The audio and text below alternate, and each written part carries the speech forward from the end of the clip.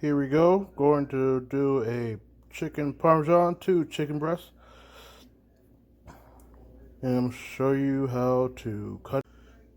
What I did, I took the 2 breasts, I cut them down the middle, and now I'm going to pound the chicken out so it can cook evenly and fast. It will be nice and tender. Alright, now that I've pounded out the chicken breasts, I'm going to get my breading procedure stuff together. Since it's hard times, I'm not using eggs.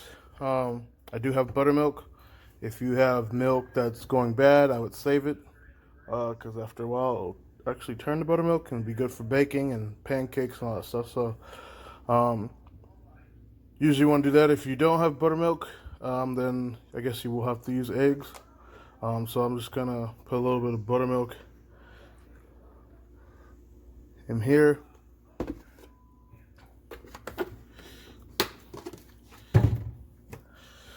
Breadcrumbs, I prefer panko, but I don't have panko, so I'm using what I got.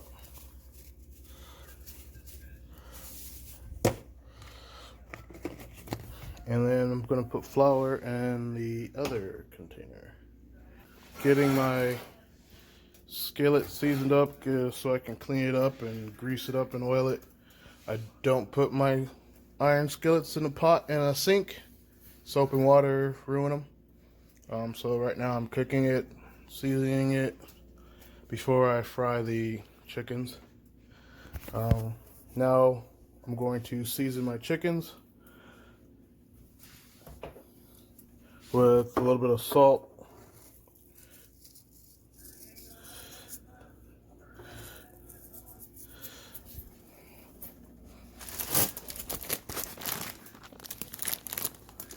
so I'm gonna do a little salt and pepper on these as well. Then I'm gonna put a little bit of Parmesan cheese in my breadcrumb and mix it all together. Now that my chicken's seasoned up, I like chili flakes just because I like a little spice with everything. I threw in a little bit of dried basil and some shaved Romano and Asiago Parmesan cheese mix in with my breadcrumbs. And now I'm gonna go through the breading procedure.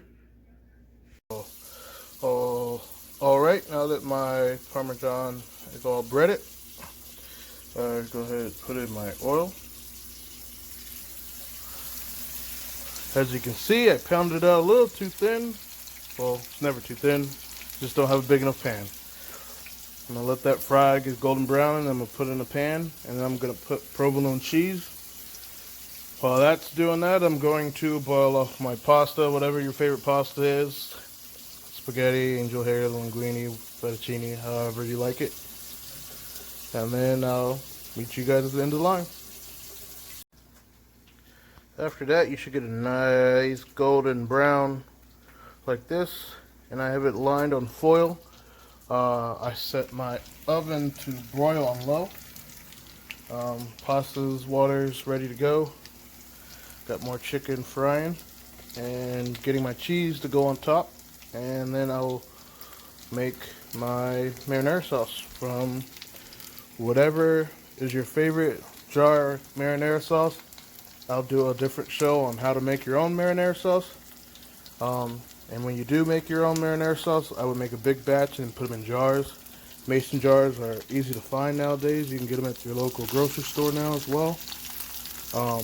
But for time's sake, and for those who have kids running around all over the place yelling, "I'm hungry," sometimes you don't have time to make every single sauce. So, Alright, now that I have all my chicken cooked off, I'm gonna go ahead and put all my cheese on there. Don't be shy. The more cheese, the better.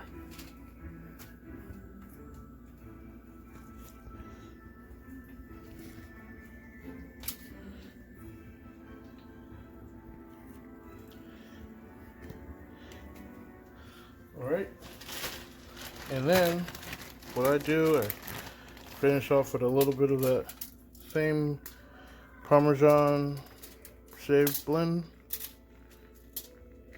and place it on top. Give that nice sharp flavor.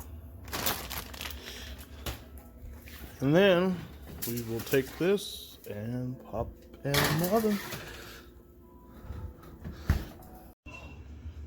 Alright, I have my red sauce sitting. My pasta's draining. And if anybody's wondering, that's another video back there. This is the broth for pho. That'll be coming soon. Alright, it's time for the revealing of our chicken parm. Now, I had this in the broiler for probably about 5 to 8 minutes.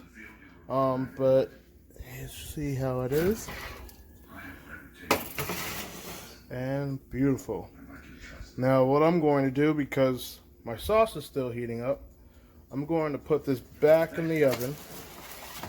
But I'm going to turn my oven off.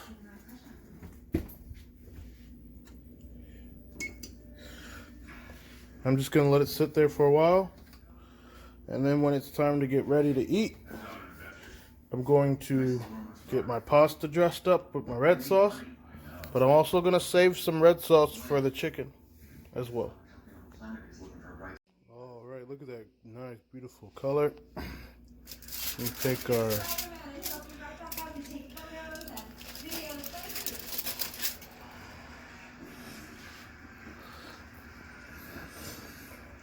That was amazing. That was very awesome. I'm going to take a little bit of the leftover sauce. I felt that too. It's fine, it's fine.